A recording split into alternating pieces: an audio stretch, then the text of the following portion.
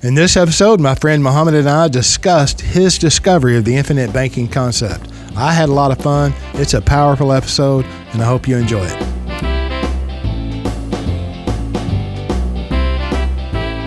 Welcome to the Banking with Life podcast. My name is James Neathery. I'm your host. I'm excited to have my friend Muhammad with us today.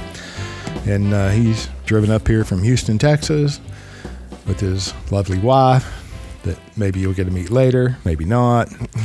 And, you know, he's just going to share who he is, what he does, and how he, you know, came to discover the infinite banking concept. And I really appreciate you taking the time to be here, Muhammad, and talk with us.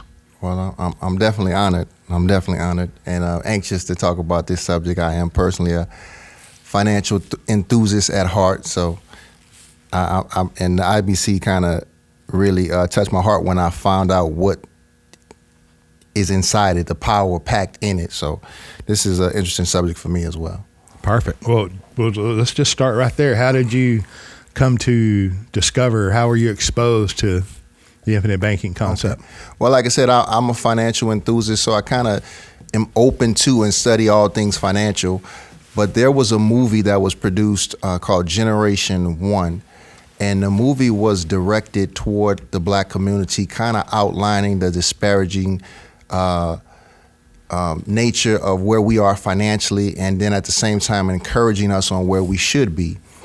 Inside the video was a personality, Dr. David M. Anderson, that kind of really sparked my interest. He was very, very sharp, very passionate, very knowledgeable. So I began to kind of study him outside of the movie. In one of his talks, he mentioned Nelson Nash, and he spoke very fervently about getting to understand who this guy is, what he has to offer, and the benefits and potential benefits that exist. So on the strength of him and the respect I had for his presentation, I went on my own self-study, and that was my introduction to Nelson Nash. Now, of course, Nelson, he gives you books and recommendations, so it just sent me on a spiral of study, and it just didn't end. I love that. When was that? When did you watch that movie, Generation One? And I just learned we probably spoke about 45 minutes before we turned the camera and the mics on, and we covered an awful lot of ground. Right. And I'd never heard of David M. Anderson or Generation One, but we all have an opportunity to discover the movie and who David is. But when was that? When did you watch that movie? You know, how long ago was that? I want to guesstimate maybe 2 or 3 years ago. Okay. So you've been on the path once you heard Nelson Nash.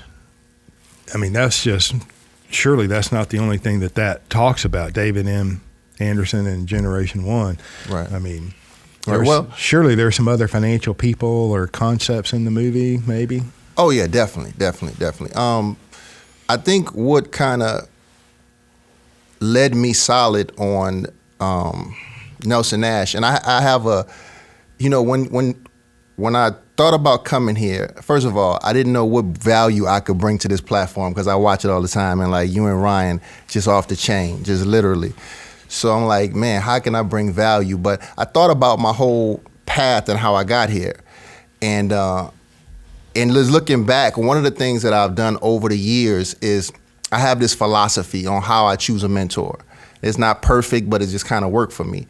And I'm looking for certain things when I look to find a mentor. One is tenure in the subject. I'm looking for someone who's done what they're doing or presenting for 10 years plus a course of time. Has been through the cycles of the seasons of life. And then I'm looking for the fact that they've had success in what they're teaching. I know that sounds like common sense, but there's a lot of people that are successful in their own right, but speak on subjects that they're not necessarily successful in.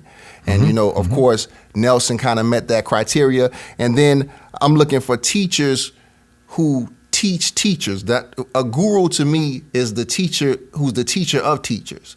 who has produced, and, Nelson has, people like yourself that have gone on to grow their own platforms. So he kind of fulfilled that. And then lastly, what I look for is that way why, someone who can not only tell you the way, but tell you why. And so these are the people that I tend to, I'm open to all information, but when I want to give you a serious look, these are kind of my benchmarks, whether it's religion, whether it's financial, whether it's health. I'm looking for people that kind of meet that criteria, and Nelson was all that. So I said, I need to give him some attention, So that's kind of how I really gave it, the thumbs up and dived in deep. That's well put. Thank you. And I asked you, I think last week or two, I'm like, Muhammad, would you entertain the idea of, doing an episode with me? And you said, sure. Do you want to do it here in the studio or online? And I said it was your choice. And so thank you. And then you drove up here from Houston. Right, that's awesome. And let me tell you, look, we love all of our clients. But some, we love more than others. I'm just saying, you are very well spoken. You present very well. And I knew that you researched a lot, right? But I didn't know exactly how, and what, or even the timeline,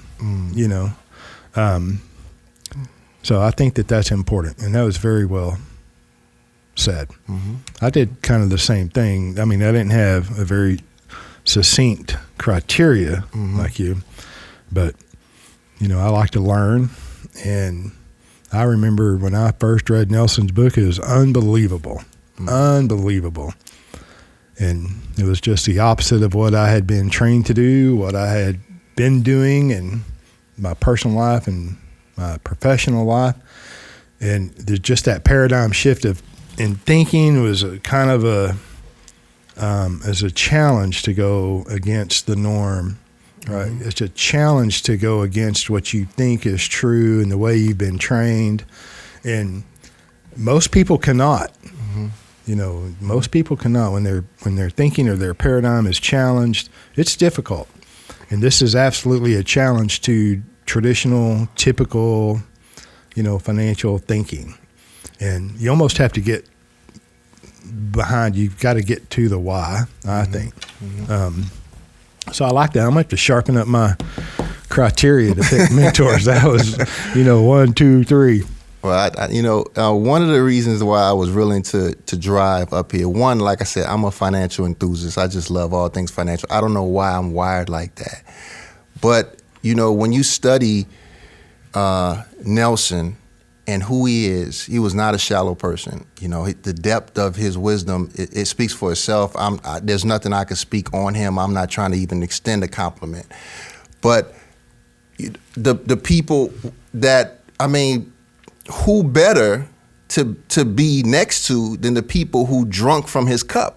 Yeah. Do you understand what I'm saying? There's a lot of people that know a lot of things, but it's different when you are associated with someone who's walked with Nelson for 15 years, that had side conversations, that have, not just textbook video, but that you can't even quantify that value. You can't. How do you quantify that value? You know what I'm saying? So that's what it's just an honor. Just the conversation, the 30-minute behind conversation that we had was probably worth the trip in and of itself. To me.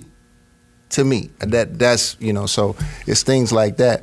But just back to the subject though, and this whole IBC, what I love about finance, what I love about it is it's so encompassing, where it affects the person who's on the far end that's willing to kill themselves because they're not prepared to deal with it, to on the high end, to the philanthropist who changes the world. So finance is just totally encompasses our life. But as it relates to America, there is a circumference of thought. There's a diameter of wisdom and understanding, and most people are encapsulated in that circumference.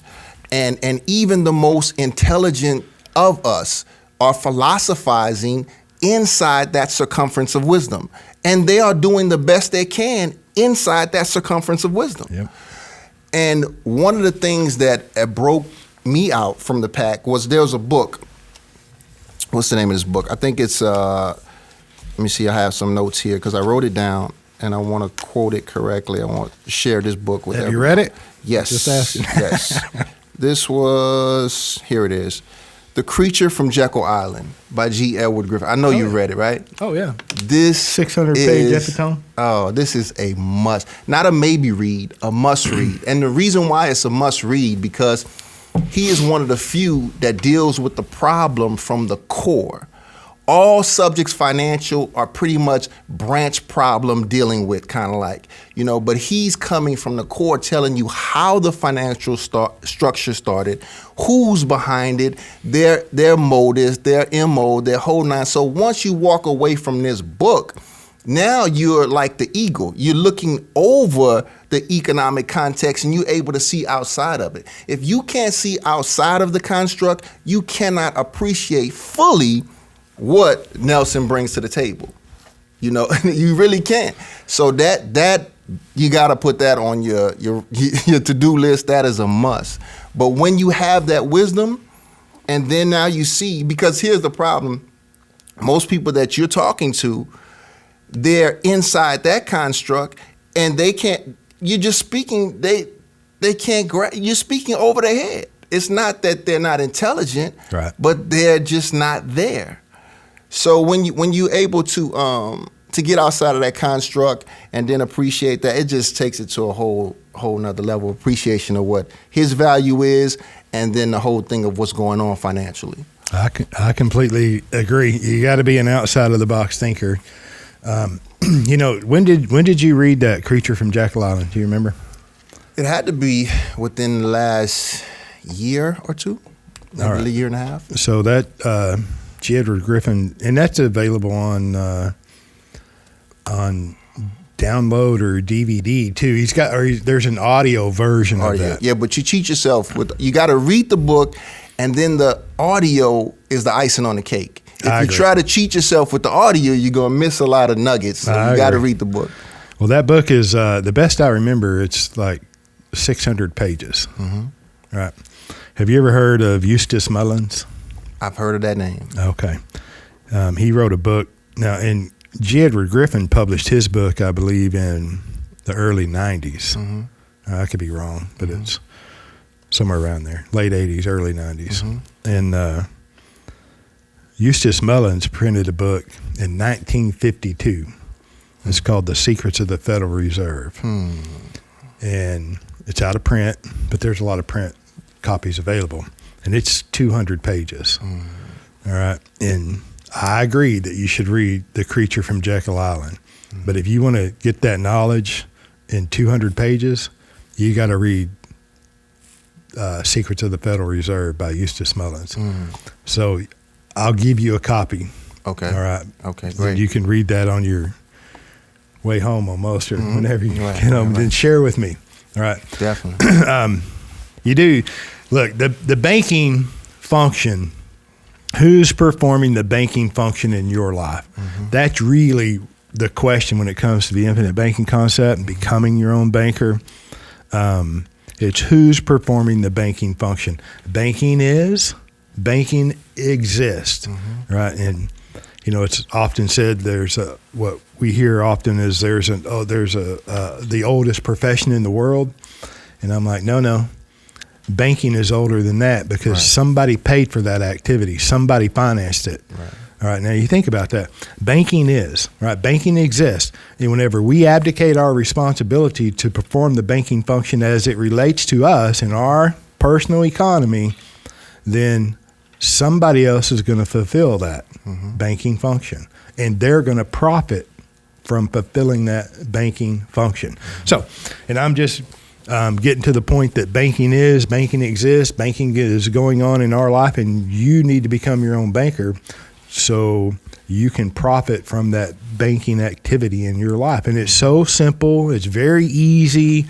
You almost have to unlearn a lot. We kind of talked about that's one of the largest challenges we have because of our thinking is limited. It's almost like we live in a pre-constructed construct of financial thought that's supported throughout our life, radio, media, education. And when you break outside of that, things start looking a little bit different.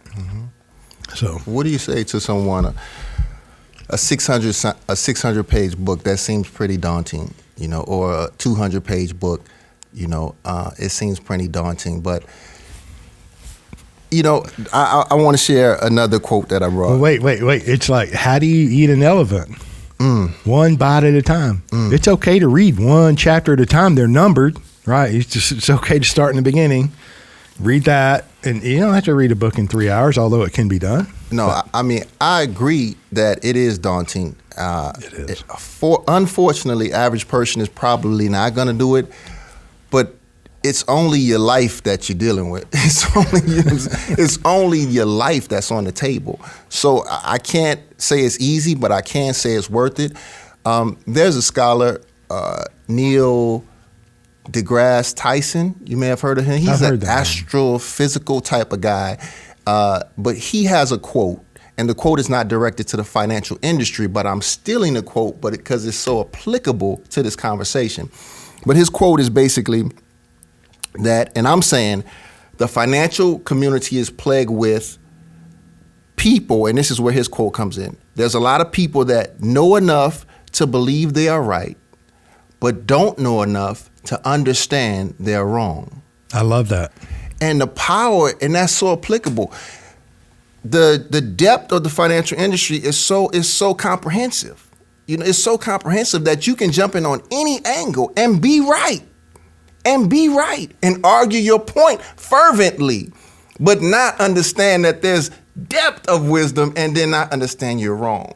Going back to our behind the scenes conversation earlier about the 90-10 and all that kind of stuff. So, well, let's talk about that for a minute briefly. There's a big work that we're not going to be able to cover in this conversation, but we made a lot of ground the 30 minutes prior. Wow. Because, so you discovered this idea a couple of years ago, but you're relatively new with implementing this concept, right? What's the timeline on that? What'd you say, man? Maybe in implementing the actual? Going through, getting policies in force and underwriting, going through that. 3 months, maybe. All right, and I think that's important. And so you probably discovered some of our videos on YouTube. Definitely. Came up on the recommended reading or recommended videos over there to the left, right? Definitely. And all kinds of stuff comes up over there. Right. And 90-10 is very prevalent. IBC hucksters, I'll call them out by name. They're right over there. I think they stalk us, and they stalk other channels. But we spent, out of that 30 minutes, that's not all we talked about. We talked about the MEC. We talked about a lot of things, the exponential curve. Right. But we probably spent about 10 minutes on the 90-10 construct. Right. And from what you've seen out there in the big wide world, it's very appealing, very attractive. It almost appears that's the way to do banking, quote unquote, infinite banking, right? Right.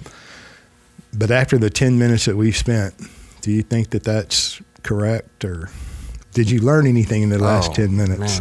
Man. Learning is an understatement. It's unfortunate we forget that that business is business, and there's some people out there that's out strictly to do business, and I don't know what's the ratio of those who are authentic or not, but there is an environment that's bait and switch. That people are just trying to give you what you want and not what you need. So you have to be a savvy consumer, and you have to be willing to go the distance and not be so immature as to be excited on what excites you immediately, as opposed to how will this affect me and my family long term. You got to be in it long term. You got to what's the, going back to Nelson, intergenerational. Your thought process financially has to be intergenerational. If you just after the now, the me, this is not the game for you. This is not, and I say that figuratively because financial is not a game, but this is not the arena that you want to play in. And for those who want to play like that, there are people that are waiting for you. Make it easy. Right. Oh, that's what you want? Low interest rate? Come this way. Yeah. That's what you want? Come this way. And so that's what's going on. There's a lot of things that right now seem exciting, beneficial, but we're not willing to go the distance, and that's where some of that 90-10 and all that stuff comes in at. Well, what'd you do? I mean, after you watched the movie and you listened to David talk, and he mentions Nelson, and so you go to Nelson's site, you start reading his book. Tell us how that journey developed. And I began to just study, ferociously. Just Nelson has a 100 book recommendation. I haven't read all 100 books, but I began to go into the books. The books bring you another place, and I just began to study and study. Here's what I realized, and going back to, I'm gonna give you a sneak preview of the Jekyll Island book and the book that you mentioned, because it's so powerful. Because I realized most people, we just average people, we live in life, we're not thinking outside our daily, habits or whatnot.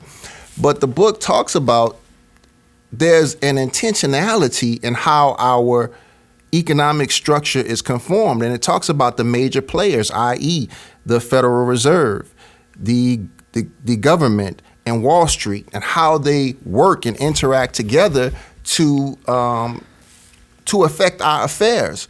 So what they have created has caused a slew of casualties in America, financial casualties. And what's presented from the IBC is a resolve to that, or a way to circumvent that. And that's what I saw. And I'm like, whoa. Okay, first, it's one thing to see it and be because you're going to be frustrated, right? You're like, I can't believe this, you know what I'm saying? But then you feel powerless. But here you come with a way to actually navigate. I don't know. So that's how the layers start getting peeled back. I just began to see the system for what it was. And then I saw an alternative approach that allowed me legally, professionally, all things inside. This is not, and that's another, there was the too good to be true phase of my development. I'm studying, I'm like, nah, this is not right. There's no way possible. I mean, so I definitely went through that phase. And I think what helped me was, learning about the legal aspect of real estate. There's actually, I don't know, what's the code? Do you know what that legal code is that functions, that gives insurance its tax treatment?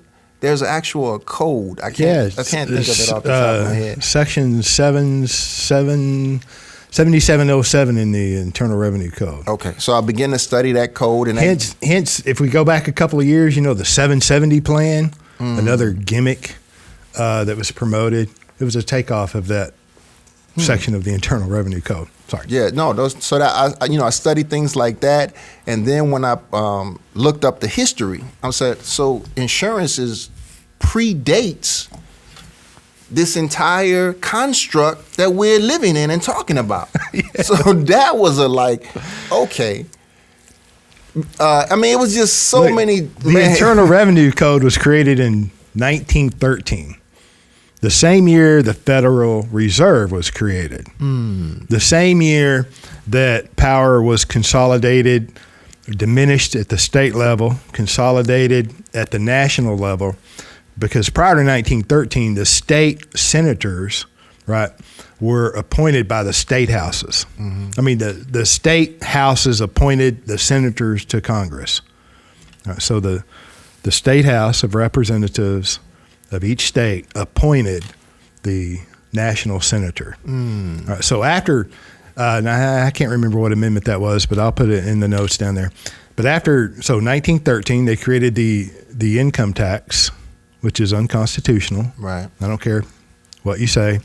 And it's a voluntary system, and I'm not encouraging anyone not to pay taxes. You pay your taxes. You pay your fair share of taxes. I pay mine.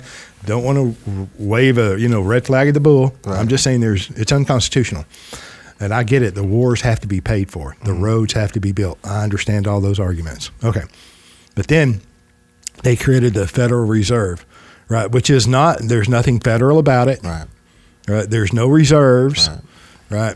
And it's a system, I guess you could say it's a system, the Federal Reserve System. It also could be a cartel or So my point is 1913. What a coincidence, right? The Federal Reserve was created, the income tax was created, but here life insurance predates that by a couple of hundred years. The idea of life insurance, the idea of insurance, mutual benefit, the idea of mutual benefit goes way, way back to the very existence and creation of mankind, in my opinion. Now, when you get into the life insurance construct and insurance contract, it goes back to the days of Rome. In the Roman armies, those soldiers retired, and then they had a guaranteed annuity payment, which an annuity is an insurance contract. Okay. Life insurance goes back several hundred years, thousands of years. And so I'm just, expanding on the point that you made, right, that life insurance predates the Internal Revenue Code. Right. So, and if you think of the extension of that too on qualified retirement plans, Nelson used to say all the time, listen, if somebody creates a problem, i.e. onerous taxation, and then they create a solution or remedy to that problem, tax qualified plans, don't you feel like you might be being manipulated? I'm going to create the problem and I'm going to create the solution. It's like, ew. Now, here was another light bulb for me. Speaking to that point, they created a system where all roads to access to capital lead back to them. And they're toe takers. Right, how right. convenient. Isn't it? I mean, so we create a system where first you need access to capital, but if you need it, guess where you got to go? You got to go through me. So I'm like, wow. So that hence going back to the 401ks. Yeah, they want to. I feel like if you go get a loan, a conventional loan in today's conventional construct, I feel like, I should roll up my sleeve and show them the number they've tattooed on me with the credit score. You know what I'm saying? Listen, you're talking to a Hurricane Katrina survivor, right? So we went through Hurricane Katrina. Obviously, our whole financial situation got topsy-turvy. Sure.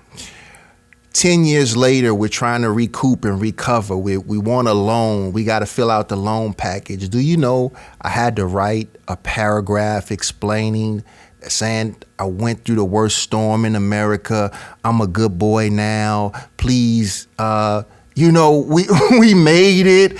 It was the most degrading, but this is what I had to do if I wanted to get a home for me and my family.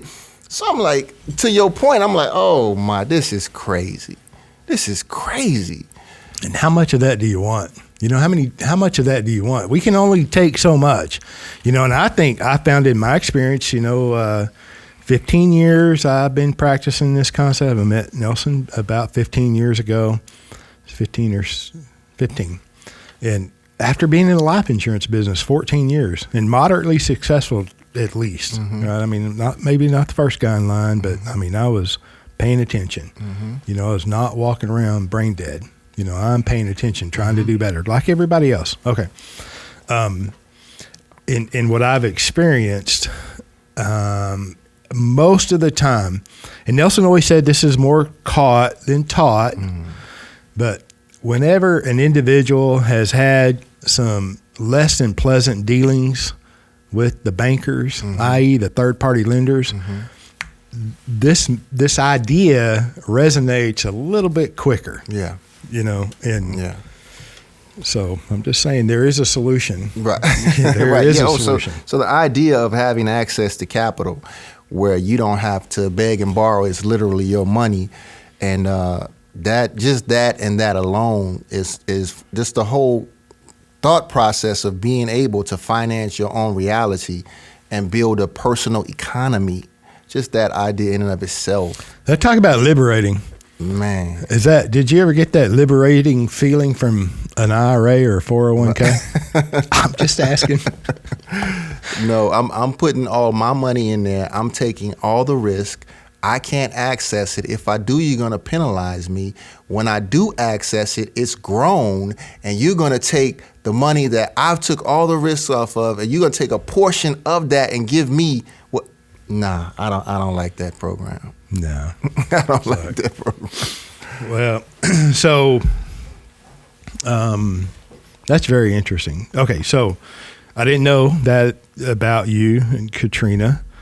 And so you discovered it, you're reading, continue down the learning, the development of, it's almost like an onion being peeled. Absolutely. Layer by layer by layer. Did you get angry going through that process? Oh, surely. Absolutely. I'm just discovering different things of what I could have done if I would have known. And just discovering how so many people are ill-affected. And it's basically a situation where you don't realize until it's too late. I'm talking about if you're just the average person, you're not thinking outside the box. If you just go through the system as a construct, you wake up at the end of your years, you're at Walmart, you're trying to figure out how did this happen, or whatever the situation is, So, yeah, it was a lot of anger just looking at what was done, what is being done, how it's being done, and people that are not just thinking, we believe in the system. We believe in the system. Like, there's people that just believe in the system. So it's frustrating to know that, you believe in something and it's working against you. And then your friends, not your friends, but our friends in general that believe in the system and they're all in, they almost look at you like you're suspect. Right. What, you mean you're not drinking the Kool-Aid like I am? Right. What's wrong with you? And of course that happens in any environment, even in the infinite banking world. A bunch of life insurance agents get together and they're not all drinking the Kool-Aid from IBC, they may look at each other a little bit of suspect. You know what I think about when I think about, they are so savvy, the powers that be is. Not only that they create the system that ill affects you, but then they foster the mindset that makes it complicit for you to function in it. Then they give you a lens, they give you the glasses to see it their way. And then they create the options. So you know how you might get mad at Coca-Cola and go get another product? Well, Coca-Cola on that one too. Yeah. The opposition. Right. So you think you're making a choice, yep, and you really just feeding right into the system. That is some serious thinking. Let me ask you this. The government, through the Federal Reserve, can create all the money that they want. Right. In digits, right? Right. They've proven that. Right. Well, if that's true, and it is, why do they extract money from us through taxation? If they can create all the money in digits that they want, why do they need taxation? I've not had a legitimate answer to that question, and I've asked it for at least 10 or 15 years. If it's true, they can print all the money or digits that they want. Why do they need money through taxation? Why do they need taxation? I mean, are they just killing the money, getting it out of the economy?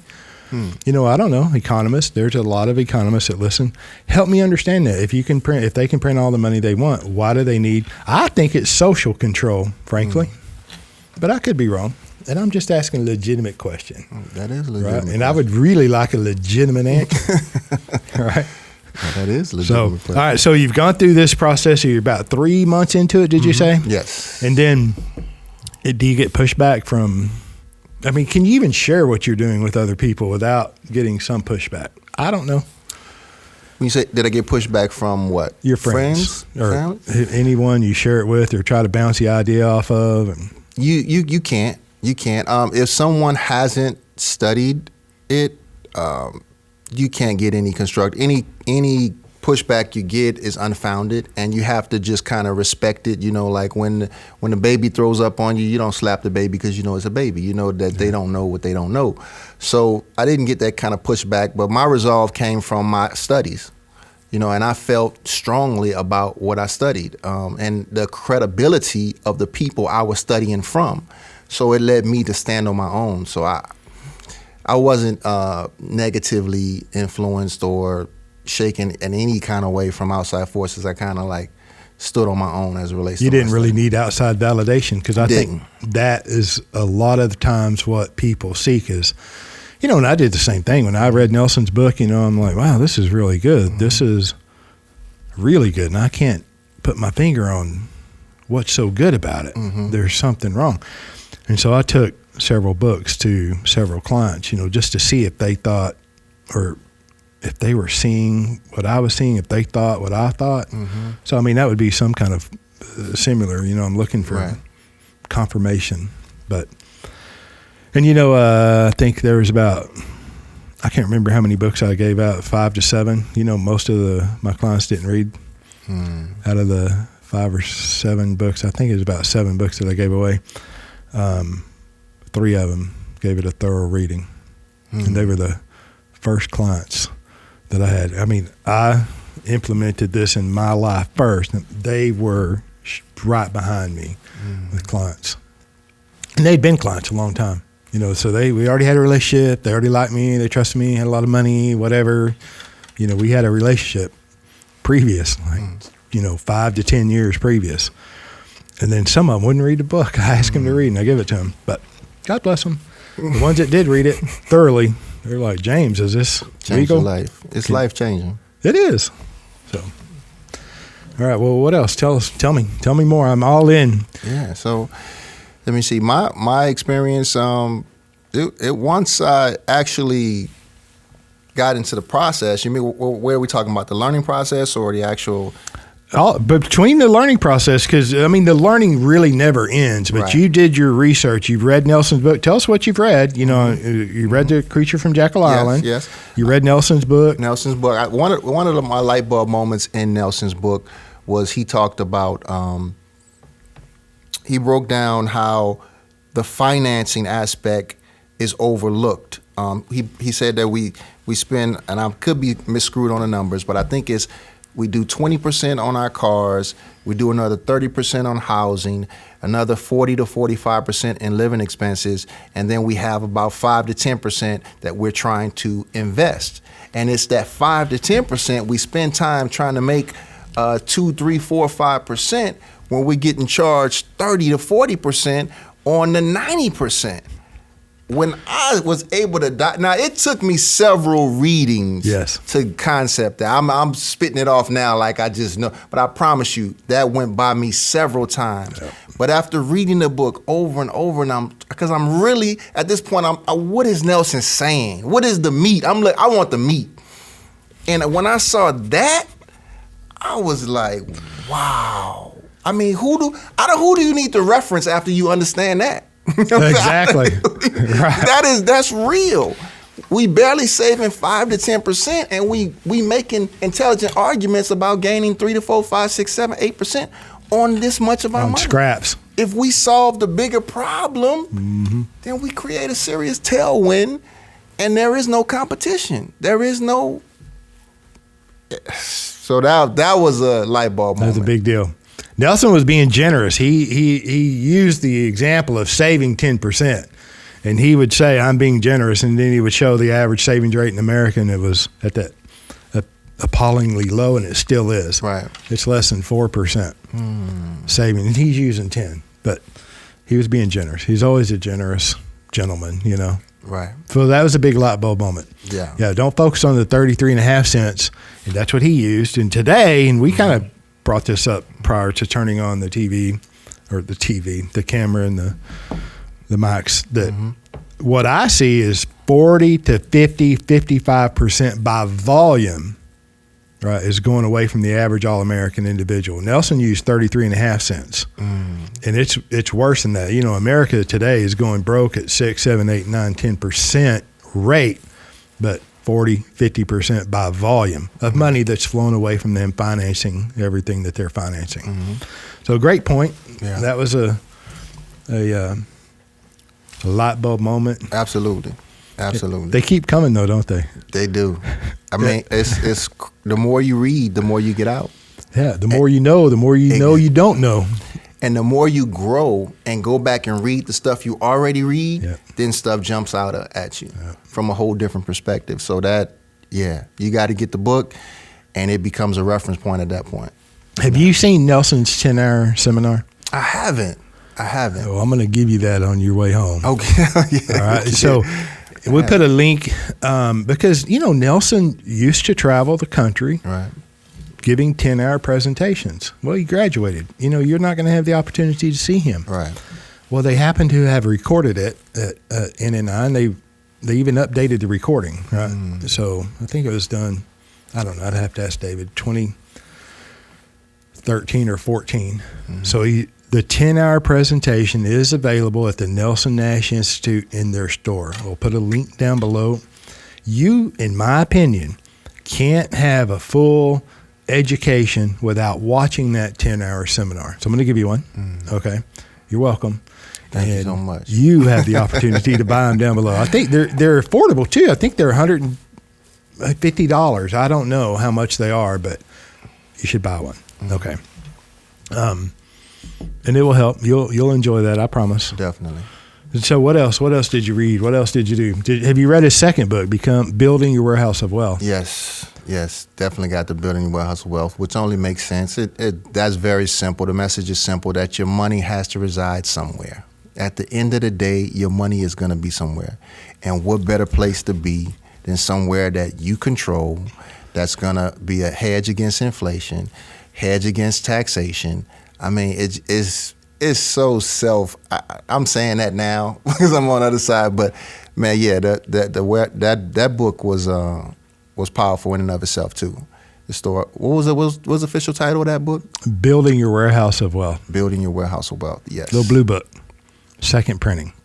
My endorsement's not in the second printing. I mentioned that on a previous podcast. And David said he's going to straighten that out on the third printing. They did. Oh, wow. Yeah, they did. But I have the original. So, I mean, and then Ryan and I spoke about it one time, and Ryan was adamant about, making an oral history. Right. So I called out David on it, and David's like, what? Right. So, yeah, but he did say he would remedy that. Did I say that? He would put it back in the third printing? I'm putting him on blast. Okay. Have you read How Privatized Banking Really Works? Is that with Carlos Lara? Yeah, Carlos and Rob, yes. Bob Murphy, yes. Robert Murphy, yes. Yeah. I've read that one. That's an excellent read as well. It kind of parallels, it goes into what the Jekyll, some of the Jekyll, Creature from Jekyll Island stuff. But yeah, that's a great read as well. Yeah, it talks about fractional reserve banking, sound money, and the infinite banking concept, and really seceding. This is, one of the things that Carlos and Bob seen whenever, they read Nelson's Becoming Your Own Banker, was, the libertarians, the Austrians, they can gripe about the Fed, in the Fed, and talk about controlled opposition. All right. Ron Paul's not the only one who's opposed the Fed. He is most recent in our lifetime, but it goes all the way back, since 1913. Henry T. McFadden was a gentleman. There's a lot of writing and speaking against the Fed. And anyway, it wasn't a successful career for him opposing the Fed. Okay. It came to an untimely end. Anyway, my point is, that end the Fed, we would all love to end the Fed, right? And the Austrians talk about that and talk about that and talk about that and talk about that.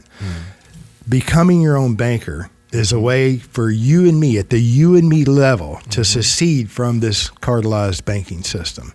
Now, just think about that. And either that's a true statement and worth your investigation, or Muhammad and I are just, talking out of craziness. Right.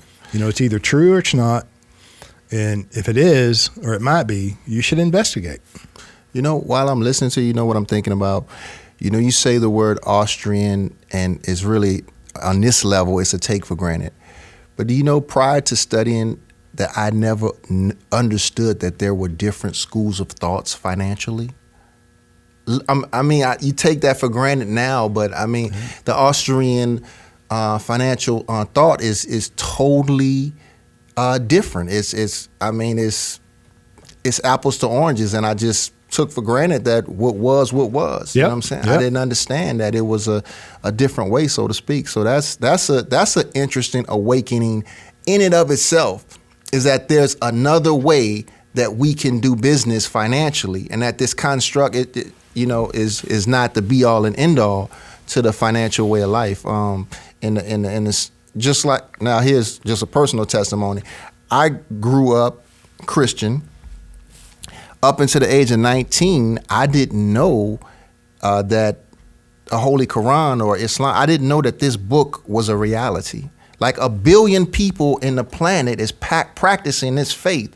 But in my circle of influence, Islam. In my circle of influence, Christianity was all I knew. So I'm saying that as Americans, it's just it just is what it is, And so when you say Austrian, people are like, what are you talking? You might say it, but people are like, what are you talking about? So sometimes you got to really remind people that there are other layers of schools of thoughts to doing things, and that we're just bound by this way, just as much as there is a capitalism, socialism, different other ways that govern different societies. That's how it is financially, and so that was a light bulb moment when I came into under the fold of the IBC and just the whole thing. It's like, what is Austrian? Yeah, and that, so that's a beautiful light bulb in and of itself. I'll put a link about Austrian economics, and I love the Austrians. I mean, I'm not.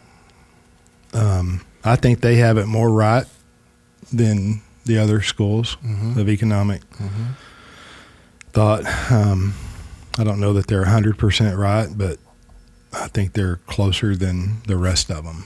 No question about that. All right, so that was another light bulb moment then. Absolutely. Right. And then what did you do, after you're doing the reading, you're online, YouTube, watching, are you reading articles on Google, or what else are you reading? I'm reading. I got to a point where I wanted to get involved. But I had to put some personal things in play. And this is where it gets controversial, because, and I don't know if you will appreciate this or disagree with this, but. Oh, he's going to throw me a curveball right here. I do have the power to edit. I'm just saying. Right. So, in the financial realm, there's the Dave Ramseys of the world, right? And when I say or use the word Dave Ramsey, I'm not talking about an individual. I'm talking about an approach, a body of knowledge, a body of wisdom, right? And so when we talk about this financial construct that we've been talking about for the last 30 plus minutes, right? There's casualties of war to that system. Sure. And it's a debtor society. So those casualties have been henpecked, have been nailed to the cross by debt. So you're speaking to a lot of people that intellectually can understand and appreciate what you're saying, but can't economically respond because they're casualties to that system. Absolutely. Right. Or they feel like they can't. Okay. Right. A lot of them may not be able to, but a lot of them may be able to respond, although they feel like they can't. Does that make sense what I'm saying? Yeah. I completely agree with you. We are born into this debtor construct, and you didn't have a choice. Right. Now, the Dave Ramsey and the IBC camp has been kind of like the Hatfields and McCoys. It's just a bunch of hillbillies, huh? Right, as I've studied. But really, I've had the luxury to step back without a bias. I don't have a dog in the fight. You're not a Hatfield or McCoy. Huh? Right. Okay. And from that position, I see the value that both camps bring to the table, and really, they're on the same battlefield. And so I'm a benefactor of the Dave Ramsey. There's some things that he's doing or that he's done that is addressing the casualties of the system. Because absolutely, IBC kind of meets you at par. In other words, what I'm saying, IBC needs a person that's disciplined, that has the financial wherewithal to invest to a certain limit. And so you have to be at that par to really jump in. Now, I've heard people speak of IBC as a debt weapon. I've never heard Nelson use it as that. Nope. And I'm sure that it probably can do something to get you out of debt, but its construct is not aimed solely and designed for that. So when Dave deals with that issue and kind of brings a person that has been a casualty of the water system up to par, then they're better positioned to take advantage of what IBC, this is just my humble opinion, what IBC has to offer. Now, I also am a student of the whole A.L. Williams camp. I think we talked about this, so I understand that psychology. I'm from that. Did we talk about that? You might not remember. We in passing we talked about A.L. Williams. Yeah, and you shared me some of your history.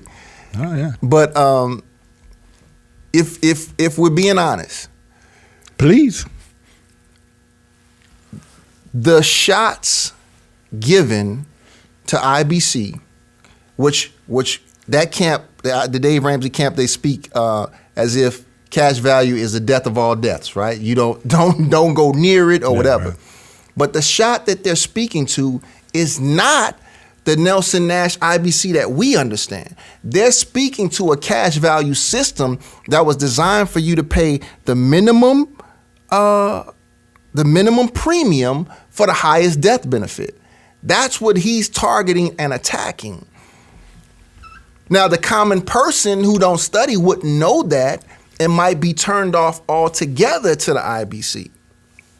So I think the educational construct has to be not this is a street terminology, clapback from my community. You ever heard that? No. Okay. Educate me. Okay. Clapback just basically, if you throw me an insult, I throw you one back. Okay. So that's cool. Right. So we shouldn't necessarily clap back at Dave, right? Because he's really not speaking to what we represent in the IBC world. And I think the people are wise enough to understand when they're presented with it that way. But I think that it's just human nature. When someone gives you a shot, right? They give you the right, you give them the left. Yeah. And the real casualties are the spectators that can benefit off the wisdom of both. I agree. Yeah. But Nelson is not shallow in no way. He is a major player that we need what he has. But Dave has brought a lot to the industry. I would sit with him and argue on that level of his program as far as mutual funds to IBC. I would argue in favor of IBC. But here's what we have the tendency of throwing the baby out with the bathwater. And that's my one disagreement about some of the things I've seen as it relates to that Hatfield-McCoy. We throw the baby out with the bathwater, and I don't think that's good for the spectators like me who has been a beneficiary of both sides, and the others potentially that can be a beneficiary of both sides, and really you insult the intelligence in thinking that the people are not wise enough to discern the difference. I agree with that. Thanks for sharing that. I forgot that we had talked about A.L. Williams because in 1991, when I entered into the financial world permanently, I went to work with a Fortune 50 company that their whole program was buy term and invest the difference. Right. And then A.L. Williams, is my understanding, he was a regional sales manager for that firm. And he had left years earlier and started, multi-level marketing. I don't remember what it was called. Maybe it was just A.L. Williams that developed into Prime America, right? And it was selling term insurance. And he was a coach, and he had a great heart-wrenching story about how his daddy died, and he had whole life, and the death benefit was low, and he should have bought term insurance. And then, they also, that was part of the collusion.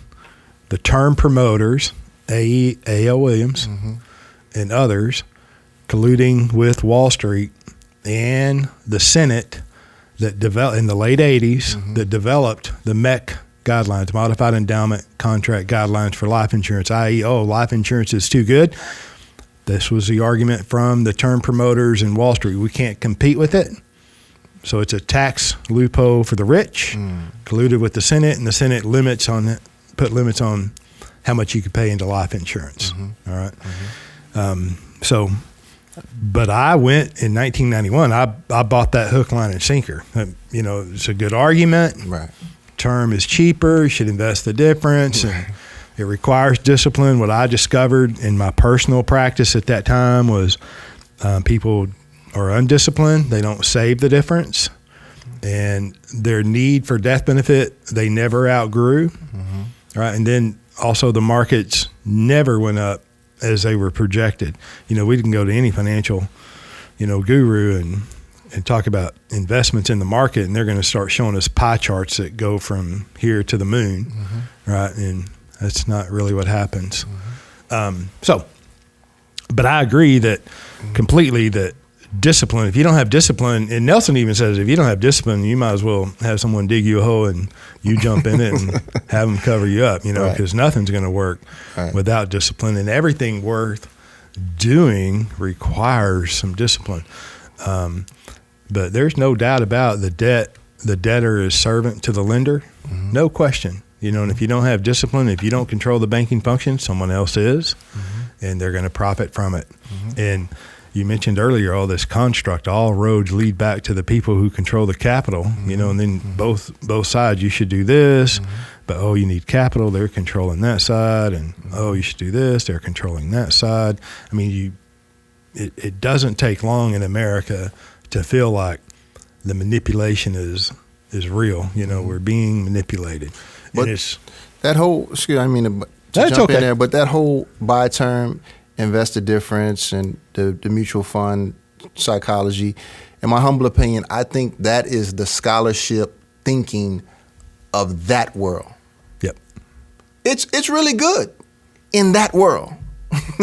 It's really good in that world. But when you go to good, better, best, the best thing to do as it relates to storing money, banking, controlling your finance is to have it in a cash value policy where it's free from taxation, you have unlimited access, you're able to hedge against inflation. I mean, all the benefits, it's just a no-brainer. So the focus then right there comes off of the death benefit, right? The largest death benefit for the smallest premium, term. Right. The focus immediately comes off of that. And then the focus is on access to capital. That's exactly what you're saying. And the whole world of academia, when it comes to life insurance, they have life insurance as a tool for a death benefit, and they cannot see past that. They jump smooth over the need that the All-American has for financing. And that's what Nelson discovered, or that's what Nelson emphasized, right? And then added scale to. And he said always that your need for banking, your need for finance is greater than your need for death benefit. So when the focus comes off the death benefit and it focuses on access to capital, oh my gosh, then your finances become at least, I want to say, a lot clearer, or at least more in focus. If I focus on the money that's leaving me, right, on the things that I'm going to purchase anyway, and if I want to lessen my dependency on the construct, I mean, it becomes very clear and very simple, and really the further down this path we go, the clearer it becomes. You get to the point where I don't care what the interest rate is. I don't care what the dividend scale is. I don't care what the market is or isn't. It doesn't matter. I don't care. Why? Because he who has the gold makes the rules. So whenever you have access to a reasonable source of capital to fulfill your own banking requirements, what else matters in the financial world? When I was growing up, and I grew up poor, okay, but I didn't know it. I want to say I grew up poor, but I didn't know it. I didn't go without. But when I was a young man, my dad would say, James, when I was young, I had to go to the banker with my hat in my hand and ask permission. And then, my dad graduated way too young. But before he graduated, this is probably 14 years ago that he did graduate. But he would say, James, the bankers come to me with their hat in their hand. And let me tell you what, when you get to experience that in your lifetime, and I'm sure you will, Muhammad, it's, oh my gosh, that feeling that you went through to get a loan after Katrina, that tell us who you are and justify yourself. It's like, what? Right. Get out of my office. Right. Oh my gosh. What's the rate of return on that? Right. How much interest are you going to pay on that loan? Right. What's the dividend scale on that? Right. I mean, it changes, right. Your perspective.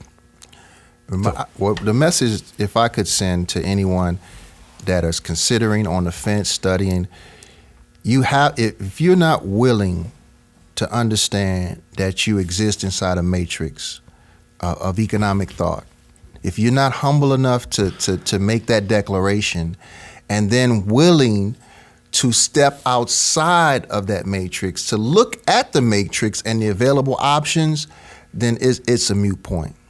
It's a moot point, because you are emphatically inside a matrix, not only a matrix that's hitting you externally, but giving you the lens to see it. Not only is it affecting you, but it's giving you the lens to see it. The conversation we had earlier, our thought is the barometer of success in financial is interest rate. If I'm just an average person, if you're talking finance, you sit me at the table, the first thing I want to know is interest rate. Well, in the realm of wealth, interest rate has it has little, it's a Jedi mind trick. And if you're not willing to come to that conclusion, you're just gonna be a pawn in a bigger game. So you got to be humble enough to realize that, to take this step and really benefit long term. If you're willing to investigate without prior preconceived conclusions, prejudice. Yeah, right, unbiased, just investigate. It may be for you, and it may not be for you. Right. But with a legitimate, unbiased investigation, there's no telling what you can learn. Right. Oh my gosh, no telling. Yeah. I think they thought the world was flat at one time, right? They did. Scared to travel to the end, thinking they would fall off, right? Yeah.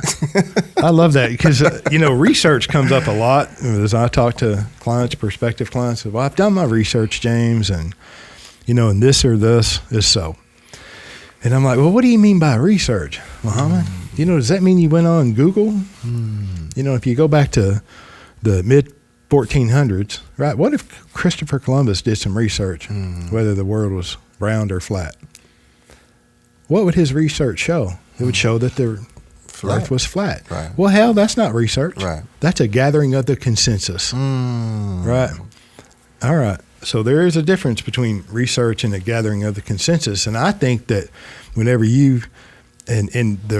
I think personally, I believe to have a guest like yourself, that well-spoken, intelligent, you did your research. And you read Nelson. I mean, it started, which it always does. It starts from some unseemingly connectivity.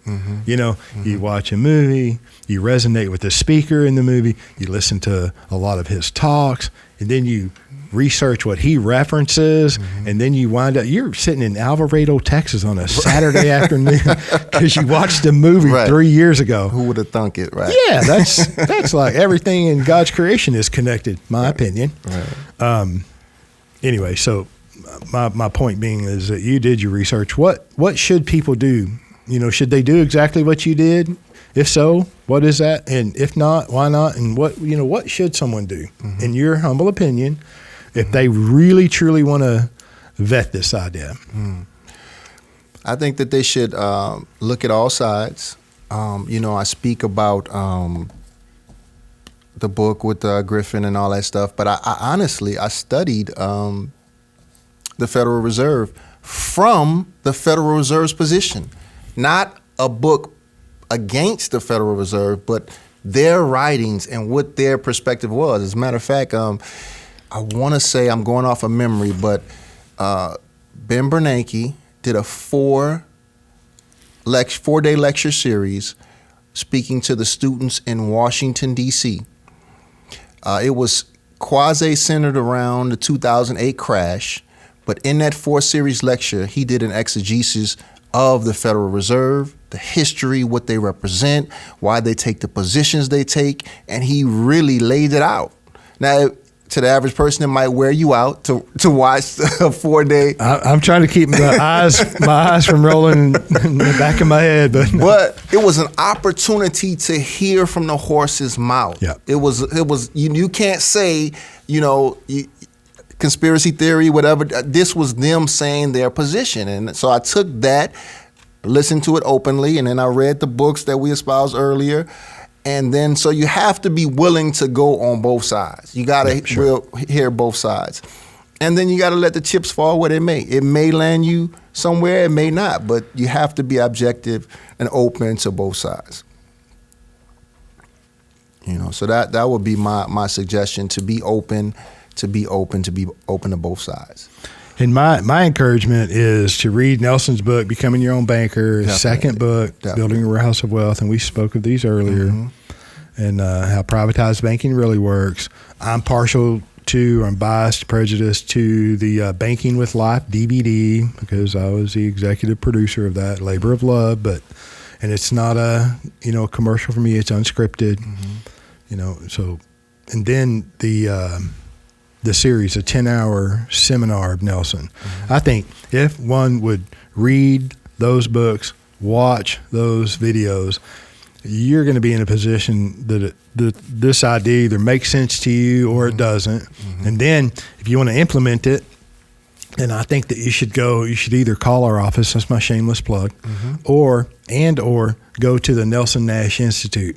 infinitebanking.org. On there, there's a practitioner finder, no matter what state you're in, or in Canada, Hawaii, even around the world. There's some people around the world that can do business in the U.S., and you can become your own banker.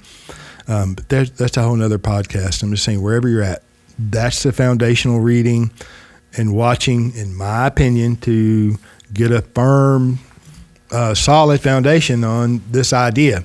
And then when you want to implement it, you should go to the Nelson Nash Institute and find a practitioner.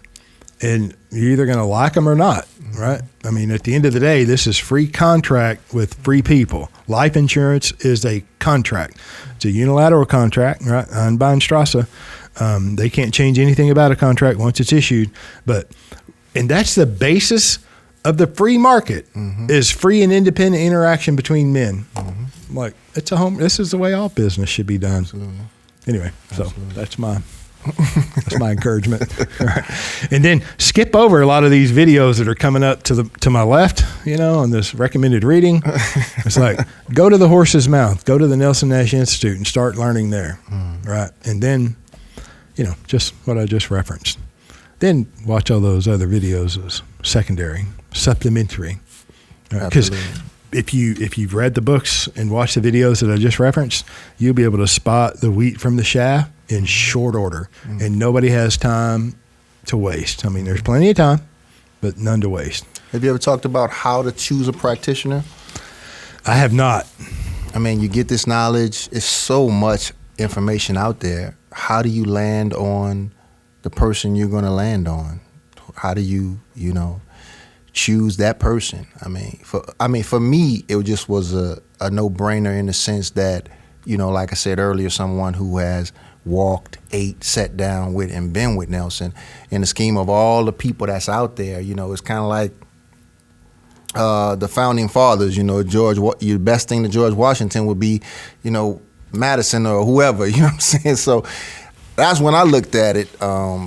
That's how I saw it, because there's so many people out there that are espousing to know IBC, that are espousing to have all these great ideas and information, but really haven't gone the distance.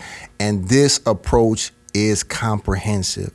It's a lot. And if somebody just said they picked it up last week and they're excited about it, you really want to run from that type of person, Well, how did you do it? Like I said, once again, I studied Nelson, and I began to identify the people that were associated with him. So I would see him in videos. I personally saw him speak about you, preferably. I personally saw him speak about Robert Murphy and those guys. So, okay, I'm saying, okay, these are his, And so then that would lead me to study those platforms, and then I got more and more information. I felt comfortable, and so that's how I made my choice.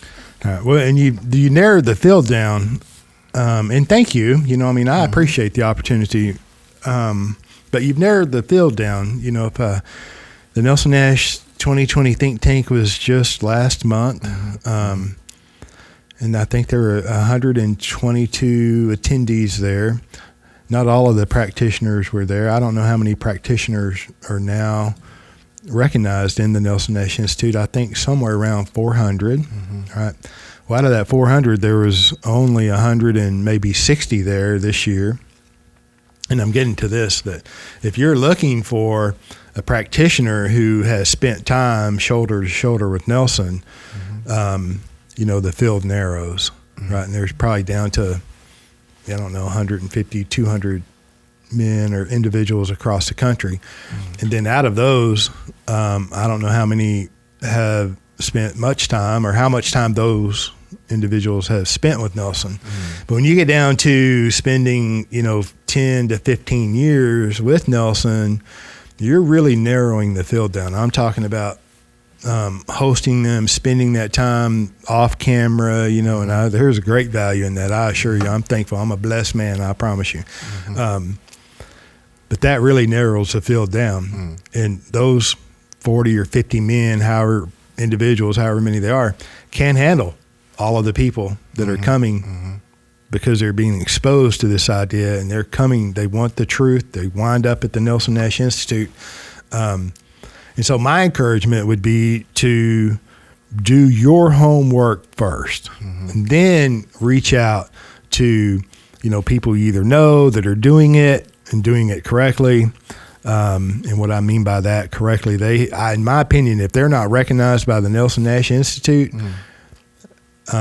I wouldn't encourage anyone working with an agent unless they're a member of the Nelson Nash Institute. Now, I'm a big promoter of the Nelson Nash Institute. I'm completely biased. That was created to have some kind of shape and form to Nelson's legacy, right? So I'm a staunch supporter of the Nelson Nash Institute.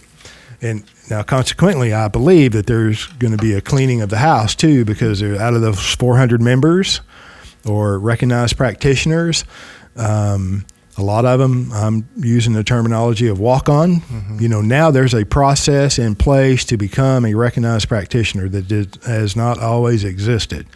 And that process was an interview with Nelson, the board members, Nelson, David Stearns, Robert Murphy, and Carlos Lara. From there, then you're either accepted or not.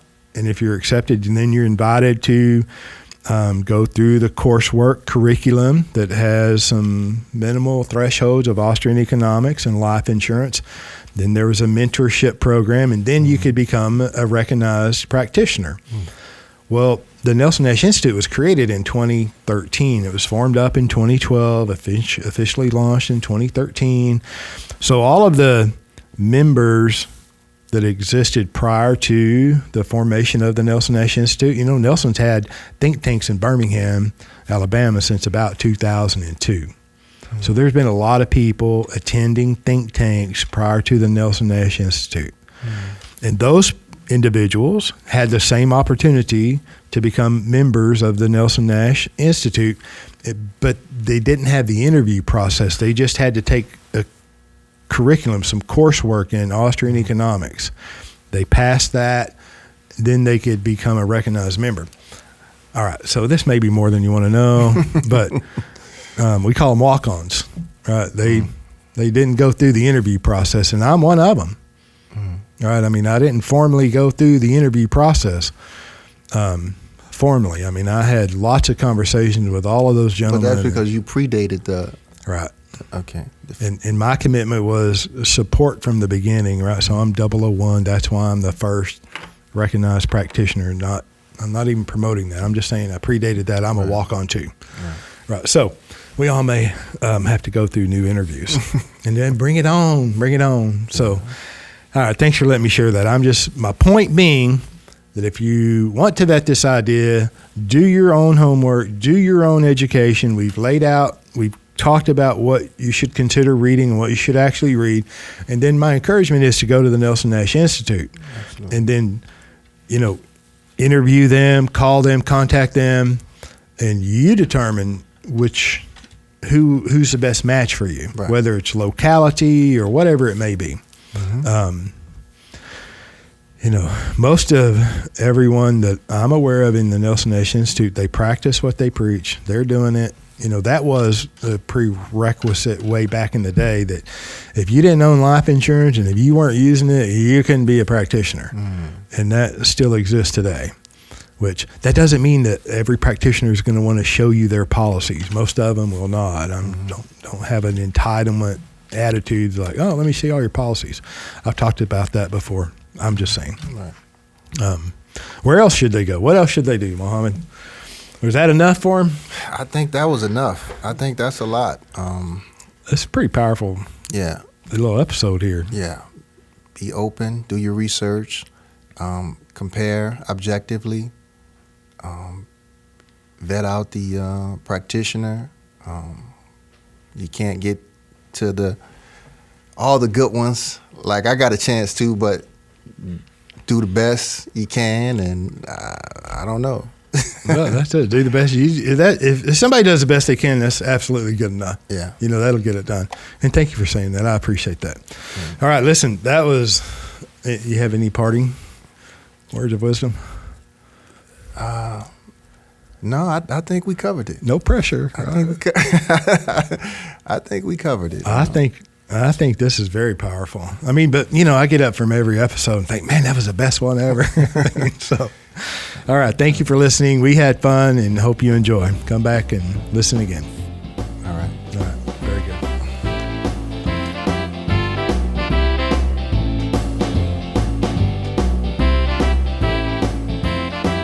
Thank you for joining us on the Banking with Life podcast. If you're watching on YouTube, make sure to like and subscribe and click on that little notification bell.